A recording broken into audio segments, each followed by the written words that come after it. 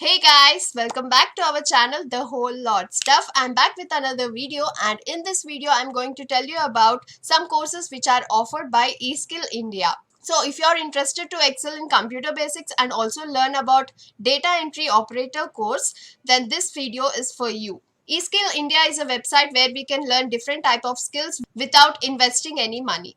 I will mention both these links in the description from where you can click and directly enroll in this course. So let's quickly start off our video. So this course is offered by Amrita Technologies Private Limited and the content is provided by Skill Trade. We can also see the course info on this page, and this course is going to be delivered in the language of Hindi. If you want to get enrolled in this course, you just have to click on the button enroll now.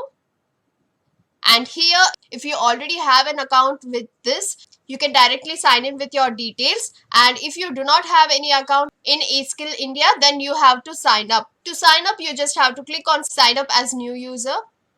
And here you have to enter all your information. After signing up and creating your account in eskill India, you can begin the course that you have enrolled in. Let's see the other course, which is data entry operator course. This course will be delivered to us in English.